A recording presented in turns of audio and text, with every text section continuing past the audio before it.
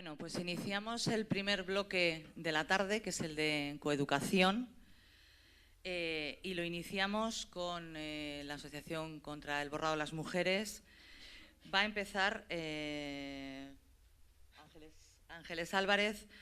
Ángeles Álvarez necesita poca presentación, pero aún así la hacemos con gusto. Activista feminista, autora de la primera guía sobre violencia contra las mujeres publicada en España, concejala del Ayuntamiento de Madrid y portavoz de Igualdad del Grupo Socialista en el Congreso. Bueno, pero lo ponemos todo. Aquí lo ponemos todo. Os dejo con Ángeles Álvarez. Muchas gracias.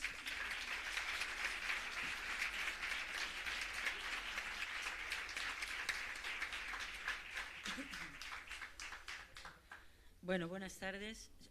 Una cosa solamente. Tengo 5 minutos. No me quiero ir de aquí sin decir algo, y para que no se me olvide, las cosas están cambiando. Esto es lo primero. Y las estamos cambiando nosotras. Las estamos cambiando nosotras.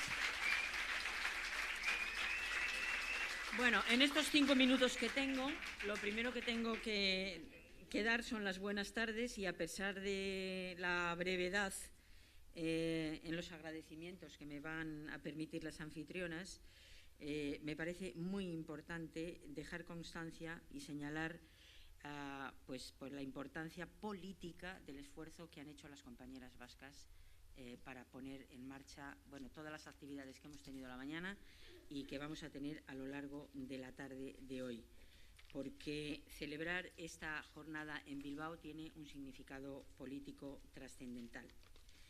Esta jornada, precisamente por celebrarse en Bilbao, adquiere un significado especial por ser precisamente el gobierno vasco uno de los principales avalistas de procedimientos innecesarios en el tratamiento de los malestares que generan las imposiciones de género. Porque al final de lo que estamos hablando es precisamente de eso. O sea que esto de estar esta tarde aquí es muy importante, y celebrarlo en esta ciudad es particularmente importante.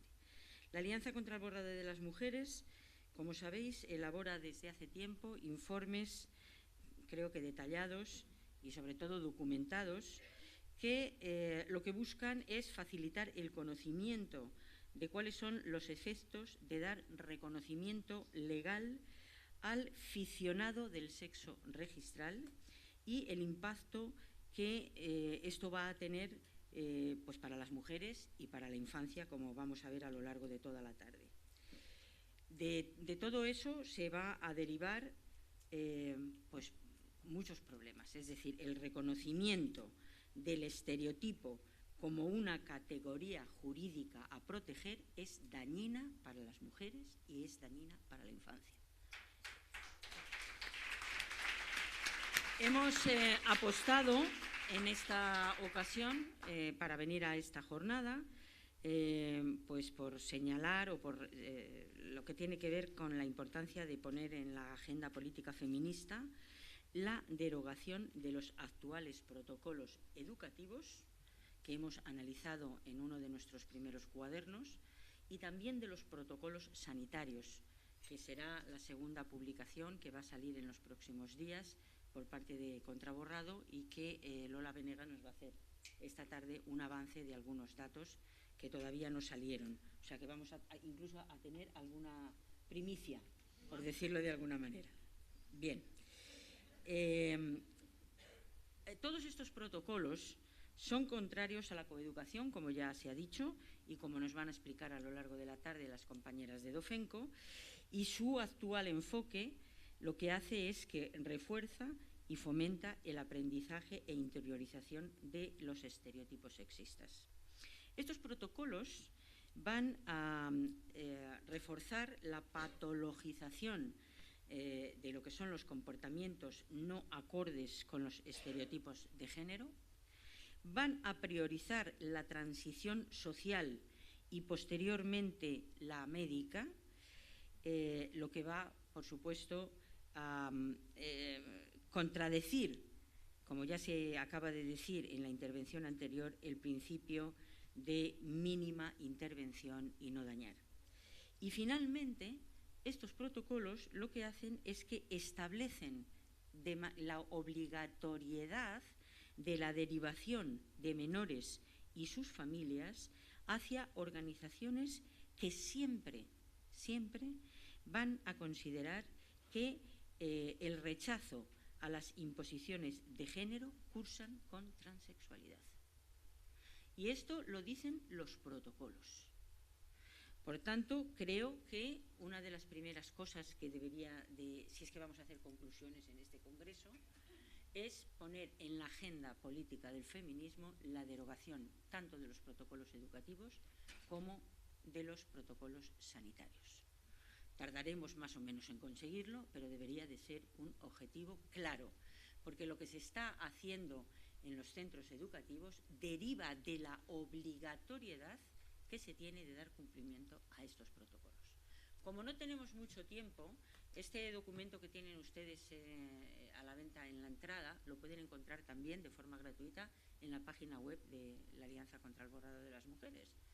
Más allá de que quien quiera ir coleccionando este tipo de cosas, que ya terminan siendo cosas de colección, puedan adquirirlo. Pero toda la información la tienen ustedes de forma gratuita en la página web de Contraborrado y, por tanto, me voy a limitar a darles, digamos que, algunos datos. Tenemos 13 protocolos educativos y vamos a dar algunos datos de lo que nos dicen esos protocolos.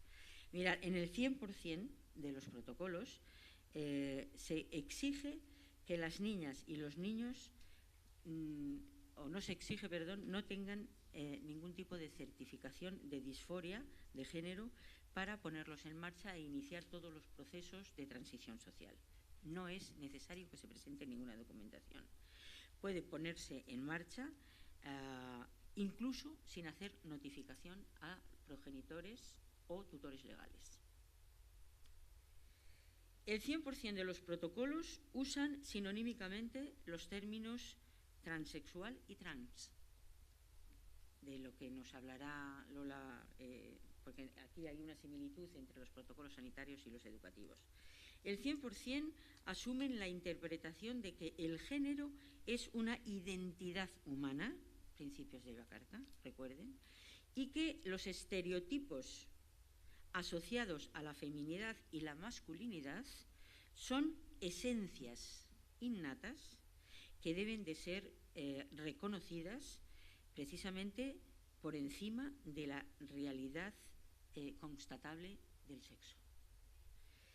El 100% de estos protocolos usan una terminología sin base científica. Se refieren al sexo como una categoría subjetiva. Para mí, quizás una de las cosas más graves que quedan recogidas en los protocolos es que el 77% de los mismos, cualquier miembro de la comunidad educativa puede dirigirse a un alumno o a una alumna para comentarle, por ejemplo, que los gustos que tiene o que las aficiones que tiene o los comportamientos y el aspecto que tienen no se ajustan con los estereotipos y, por tanto, le puede sugerir e incluso animar a que se le aplique el protocolo. Esto está en los protocolos. Me importa mucho que esto se sepa. Esta, desde luego, a mí me parece una de las más graves. Otro dato de especial relevancia es que el 77% de esos protocolos prevén actuaciones externas contra los tutores legales y los progenitores que no acepten las medidas que se planteen en el centro. Además, en el 100% de los casos, incluyen la denuncia por maltrato psicológico, en este caso, iniciándose contra dichos progenitores y tutores el protocolo por maltrato que tenga el centro educativo. Un 46%, creo que ya me he saltado la tal, pero bueno, nos da lo mismo, de los protocolos obliga al profesorado a usar materiales educativos o documentación transgenerista, de la que seguramente nos hablarán a lo largo de la tarde extensamente. El 38% de estos protocolos se reconoce que en el propio articulado se recoge que han sido asesorados para la elaboración de esos protocolos por asociaciones transgeneristas, a las que se deriva, por cierto, queda recogido en los propios protocolos, la derivación a esas organizaciones, aunque no se cita en ningún protocolo el nombre exacto de las organizaciones a las que se deriva. En el 62% de los protocolos se delega expresamente en asociaciones transgeneristas la formación y sensibilización en las aulas. Ya estoy en los 5 minutos, avísame que tengo que… Pues lo dejo aquí. Sí, como pasa muy rápido, solamente entonces lo que quiero decir es que tenemos que tener en cuenta que los protocolos están actuando para militarizar los colegios en este sentido. Y por eso esto que está ocurriendo en los centros educativos está ocurriendo también en los centros sanitarios. Y ahí ya le dejo la palabra a mi compañera Lola Venegas para que os siga explicando cosas. Pues os dejo con Lola Venegas, cofundadora también de la Alianza contra el Borrado de las Mujeres, activista feminista, periodista sin jubilar, porque de eso no se jubila una nunca, como dice ella, y autora de La guerra más larga de la historia, 4.000 años de violencia contra las mujeres. Lola Venegas.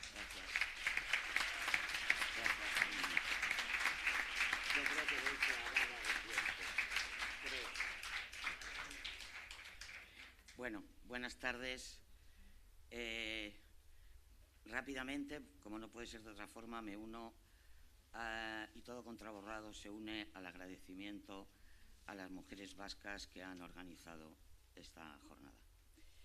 Vamos a compartir con vosotras, como ha dicho Ángeles en rigurosa primicia, un avance del análisis de los protocolos de atención sanitaria a las personas que se identifican como trans, realizado por Contraborrado. Un análisis exhaustivo que nos va a permitir entender cómo opera en la actualidad el modelo afirmativo en nuestra sanidad pública y qué daños se están infligiendo a la infancia y la adolescencia. Hemos analizado los protocolos sanitarios de 11 comunidades autónomas y la Guía de Atención Integral a las Personas en Situación de Transexualidad del País Vasco de 2016, porque recomienda intervenciones muy similares a las que se contemplan en los protocolos del resto de territorios. Se han excluido del análisis las comunidades que no tienen estos protocolos sanitarios, aunque hemos de decir que todas han publicado instrucciones de atención sanitaria para personas trans, entendido este término como un paraguas que incluye conceptos con poco relación entre sí como las que recogemos en pantalla. Nuestro análisis se ha organizado en 70 indicadores que permiten sistematizar, comparar unos y otros protocolos y extraer datos estadísticos. Respecto a los fundamentos de los protocolos sanitarios, un 83% se han elaborado con la participación de asociaciones transactivistas. Documentos de estas asociaciones se citan también en las bibliografías de los propios protocolos.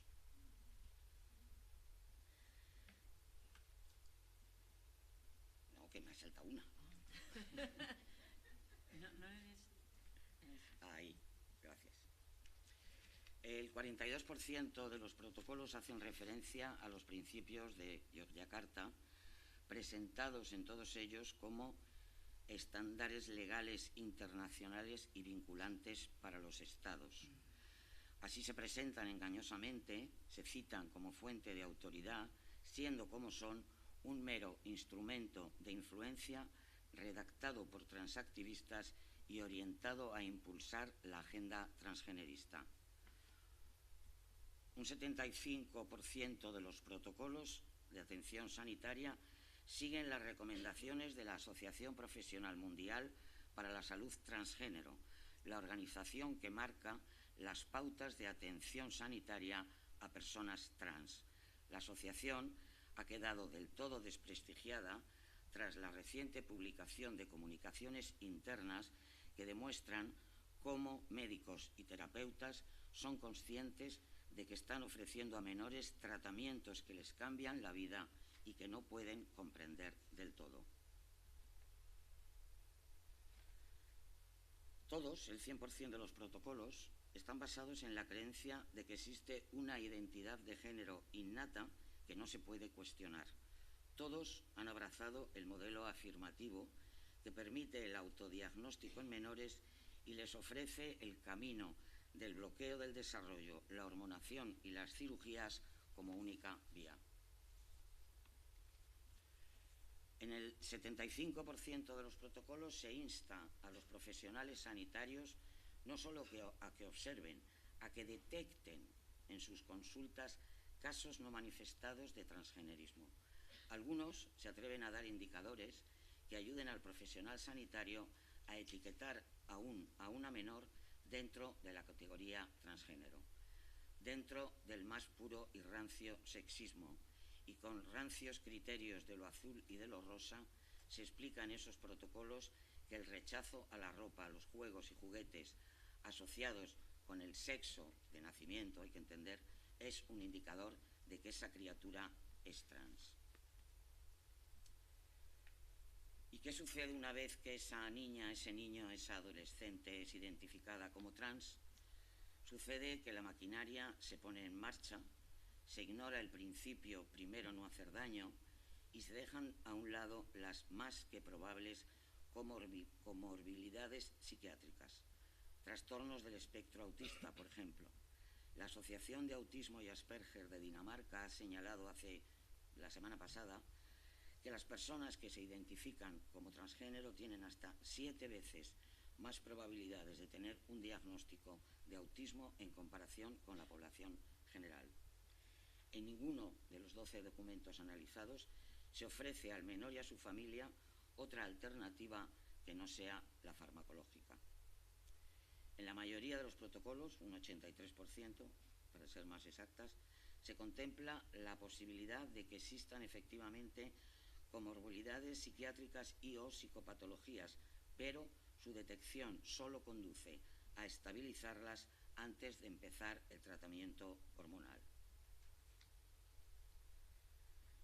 Los bloqueadores de la pubertad se administran por defecto.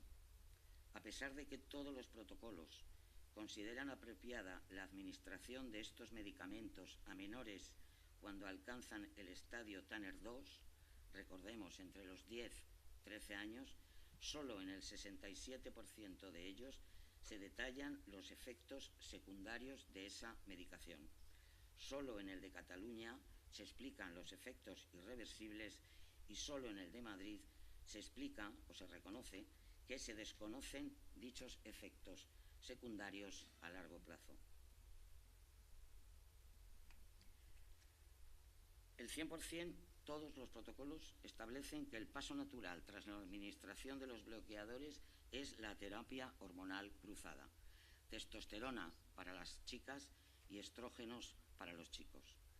Tal como indica algún protocolo, el momento adecuado de inicio de esta pauta hormonal se tiene que individualizar de acuerdo con las preferencias de del joven trans y sus progenitores.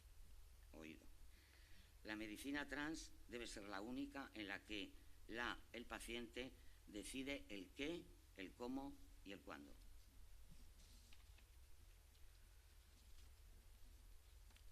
Solo la mitad de los protocolos detallan los efectos secundarios adversos de la terapia con hormonas cruzadas. Solo un tercio de ellos explican los efectos secundarios irreversibles. Solo en el 42% de estos documentos se especifica que se están empleando fuera de ficha técnica, es decir, se están utilizando para usos para los que no han sido aprobados clínicamente. Lo cierto es que no se pueden conocer todavía los efectos de un proceso que empieza tempranamente con bloqueadores y continúa con hormonas cruzadas. El 75% hace mención a las cirugías para menores, pero son ambiguos en las referencias a la edad mínima que deben de tener los pacientes. Aunque la mayoría no lo recogen, Algunos protocolos, como el de Canarias, señalan que a los 2 o 3 años de comenzar con la testosterona habrá que extirpar el útero y los ovarios para evitar el desarrollo de tumores y cáncer. Otros protocolos, en vez de 2-3, hablan de 3-5, o sea que se ve que según y donde nazcas, te lo quitan o te lo ponen después. El 85% de menores desisten naturalmente de su disforia o malestar de género una vez pasada la pubertad. Por el contrario, prácticamente todas las y los menores a quienes se dirige hacia la nada inocua transición social y a los bloqueadores hormonales continúan después a las cirugías y a las hormonas cruzadas de por vida. El daño que se ha hecho ya, el que se seguirá haciendo hasta que consigamos pararlo, y lo conseguiremos, era del todo evitable. Muchas gracias.